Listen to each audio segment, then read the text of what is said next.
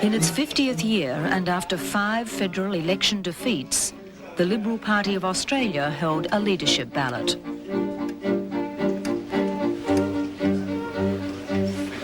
We have a new leader. The Liberal Party is Alexander Downer. In the case of the deputy leader... Yes, sir, Helderson. Deputy leader. That's number 16, right? Youth generation has taken over. John Hewson has lost this day. Mr. Fraser, in Melbourne, this was your prediction and it's come right. Well, I'm delighted. I think... I think it's a clear decision that has been made, and I think the important thing is that now the decision is made, we go on and put all our efforts into winning that next election. I am born of the Liberal Party. I am a creature of the Liberal Party, and the Liberal Party has always been a common-sense, practical political party. Our national institutions... Alexander Downer is the 4th leader in 5 years. His 3 predecessors lost the job because they failed with the voters. I didn't convince enough of them in March 1993 to vote for us, but we came very, very close. Under my leadership, we will win government and get on with the task of nation building. Well, we start off by trying to win. Yes. Where do we go from there? Well, let's win first.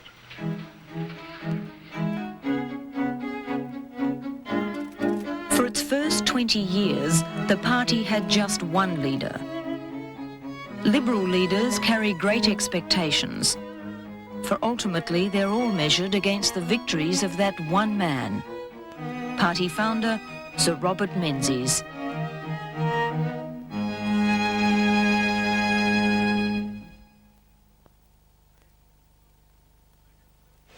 Friends, I have tonight accepted nomination to stand for Parliament in the Coringal by-election. Are you going to let him get away with that? Although I should welcome a fight, my committee assures me that my return will be unopposed. Right. I'm just a plain farmer. The only society I ever mix with is the Cooperative Society. But Mr. Webster's going to find that it's one thing to stand for Parliament and another thing to sit in it. His committee tell him he will be returned unopposed. That's wrong. I'm going to oppose it. In 1940, film comedy Dad Rudd MP championed the little bloke fighting the politics of vested interest. At the time, Conservative politics in Australia were losing support. The forerunner of the Liberal Party was the United Australia Party, the 5th separate Conservative party to hold government since Federation. Now, as Australians marched to war, the UAP was falling apart. Oddly enough, the Liberal Party now reminds me very, very much of the old United Australia Party that the Liberal Party superseded in 1944, because that was, we seem to have got, after 50 years, into exactly the same situation. The UAP was a peculiar mixture, and they didn't represent the people as such, and they were controlled by what was then known as National Union.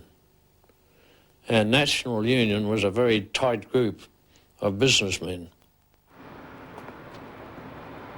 My father would say things to me as a child like, never listen to the advice of business people. They're not wise people. They're people who are self-serving. I think my father's views on business very much reflected Menzies' views as well.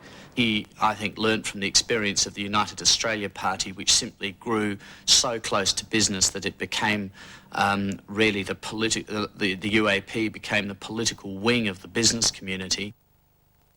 If the UAP did not meet the popular mood, nor was its leader, Robert Gordon Menzies, a man of the people.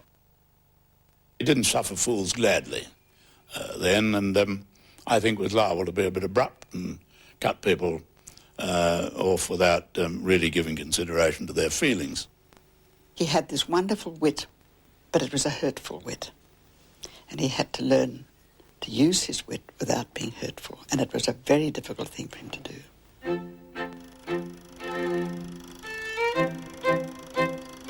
I remember once as a very young boy, Menzies would use the government members' room to put on his 8mm movies that he took when he made trips to England. And I can remember all the remarks made around the room as Menzies was sort of upstaging everybody with these movies, and he was a bit of an upstart in those days. He had an air of arrogance about him. In 1941, Menzies returned as Prime Minister from wartime London. UAP colleagues greeted him, but in reality, the party was tearing itself to pieces. I come back to Australia with just one sick feeling in my heart, and that is that I must now come back to my own country and play politics. I think that it's a diabolical thing that anybody should... Menzies was deposed from the leadership. The UAP splintered and lost government to John Curtin's Labour Party. He then was the first Prime Minister in wartime to be dismissed or caused to resign by his own party. And we treated him as a bit of a joke. I was too young to be aware of it, except that feeling of gloom in the household and almost misery, I suppose. The fact that his own people had turned against him, I think he found very hard. Since the government's announcement that clothing rationing was contemplated before... By 1943, Australia was enduring the sacrifices of wartime. Extraordinary scenes of panic buying. Scores acted like panicky Latins. For instance, the woman of 60 who bought 17 evening dresses of a type she herself could never wear, possibly with a little black market trading in view.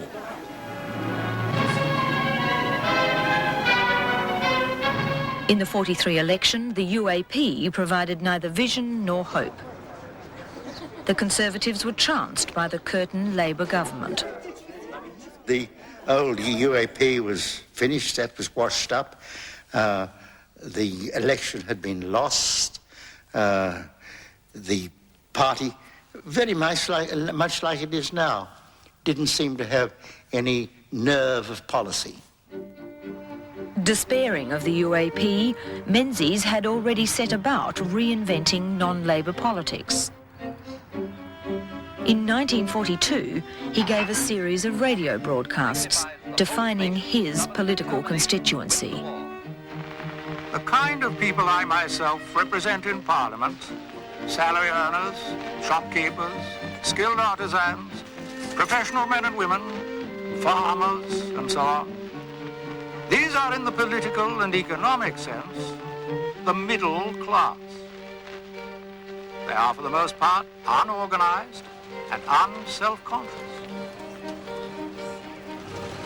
Identifying a constituency was one thing, creating policy was another. For economic theory, Menzies drew on a private institute run by political advisor Charles Kemp. The vital thing was to restore people's faith in a private enterprise economy.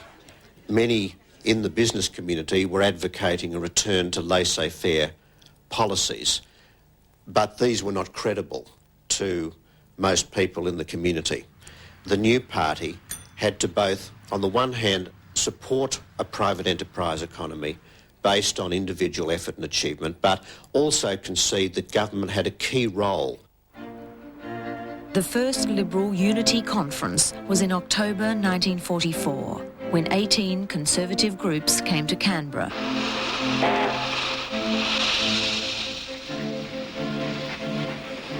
Then, in December, delegates arrived by train at Albury on the New South Wales border to thrash out a new party. The Liberals would be a federation of state parties, structured to accommodate both national unity and state rivalries. Mr Menzies thought it was far better to have the conference in a small country town where the finger couldn't be pointed one way or the other. I mean, there was always a bit of an ill feeling between New South Wales and Victoria. I suppose there still is. the Liberal Party would aim for mass membership to escape the reliance on business. The largest and wealthiest foundation group was the Australian Women's National League, which already had 40,000 members. The Australian Women's National League women had some money, and a lot of the big financial people were still supporting the UAP and were not convinced that Menzies could form a new party, because he called it the Liberal Party, which of course was more liberal than the Conservative Party. And my understanding is that those women only agreed to support him, Menzies, in the formation of the new party as long as the women were voted in and got equal representation in the organisation. I set off to form form branches throughout the state, really, and quite a number of them. I don't say I formed every branch in Tasmania, but I thought, well, now what do you do? I then worked out a plan for myself, and that was that I would go to a little country area, ring up a friend I knew, perhaps at Huonville or Sorel or Buckland, and ask her, would she invite a few of her friends along to have a cup of coffee with me, that I was hoping to form a branch of the Liberal Party. My home is where my wife and children are. The instinct to be with them is the instinct of civilized man. The instinct to give them a chance in life is a noble instinct, not to make them leaners, but lifters. If he could get the women to understand what he was talking about, he would get their vote. I think a lot of women voted for him, and when their husbands voted Labor. The women's section was part of what was described as the Liberal machine. Well, really, the Liberal machine were people like my mum and my grandmother, who, when Mr. Bolte, as he then was, or Mr. Menzies, as he then was, called an election, they would just go over to their cupboards, pull out the books from the previous election, go to the respective hospitals and the people they'd done postal votes, and before the Labor Party could get going, all these women had covered the constituencies with the postal vote applications. It's very difficult to do that now. I mean, Australian society is very different.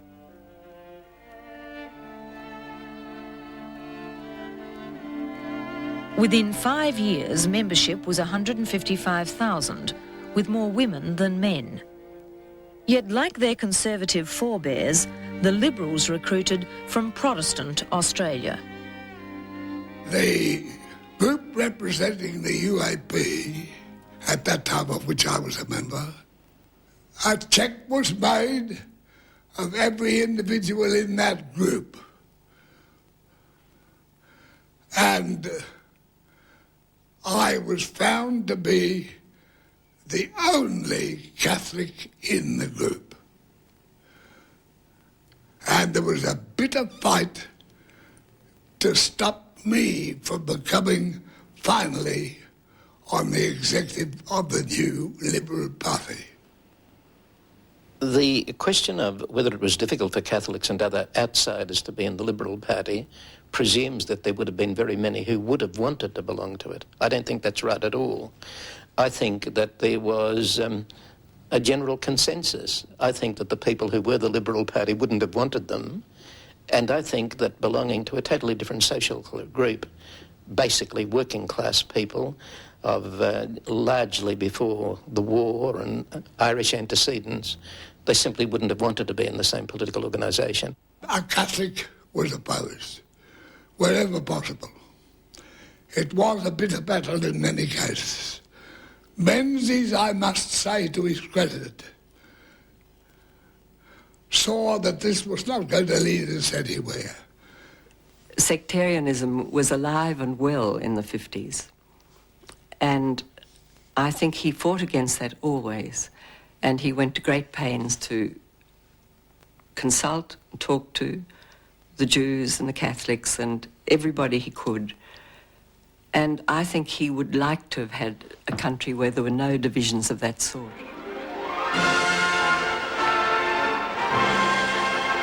As war ended, there was a second wave of recruits. Labor had gained respect for its wartime stewardship. but many in the services were deeply conservative after years of wartime discipline. From Singapore. Singapore. What's that on your hat? What do you got there in your hat? Oh, hold a minute. Hold a minute, good out with it. Let's have a look at the knife. Yeah. When the war was over, we had delays in getting our troops back to Australia. Naturally, they were restless. They wanted to come back. Now, when I landed at Cairns with a contingent of soldiers that I'd flown in from Moresby, when we came ashore, I remember as well the reaction of the troops that I had with me when on the side of a wall was painted a big sign, the Cairns branch of the Communist Party of Australia. And it sort of said everything. Perhaps we were oversensitive. It was very well expressed for me, or our responsibilities were expressed by General Blamey, who'd been our Commander-in-Chief until very recently, at an Anzac Day, perhaps the first after the war, when there was a huge crowd at the Melbourne Shrine. I mean, there would be over 100,000 marching men, and more than that of civilians. And he said, "Don't you think, you fellas, that you handed in your duty to this country when you handed in your ammunition and your arms and your uniforms? There are still great threats to the way of life we've been defending by arms. You are the natural leaders of this country, and will be for 30, 40 years, and you come out and oppose this in your unions and your school boards and your shire councils and whatever you happen to take an active interest, your RSL, whatever you take an interest in." Now, when we broke up, none of us thought other than that he was referring to the Communist Party. In 1946, the Liberals faced their first election. In giving Australia a major place among the nations of the world, J.B. Chifley, here seen with President Truman, and such men as Dr. Labor leader Curtin had died, but had been replaced by the popular Ben Chifley. It was the Liberals' worst ever result, only 33% of the vote. I remember after the 1946 election, a reporter rang my father and said, "Would you like to comment?" And he said, "What can you say when you've been run over by a steamroller?" It was devastating for the party and for Mr. Menzies. And we began to wonder whether it was possible for us to win an election with Mr. Menzies as leader. Now, that is always the first thing a Liberal thinks of. It's always the leaders to blame. They never consider that it might be the party itself. In fact, one of my brothers said to me one day that we can't win with Menzies. And I remember saying to him that you didn't change the captain of a cricket team until you found a better one. In the end, the Liberals did not have to make their own fortunes. In 1947, Prime Minister Chifley gave Menzies the boost he needed. A crowd of more than 10,000 listened to speakers of the Bank Officers Association protesting against the Chifley government's plan to nationalise banks. I think everybody voted Labor in 1943. Maybe I wasn't old enough to vote, I was so stupid. But to vote Labor. By the time I got discharged in 1946, I voted Labor again.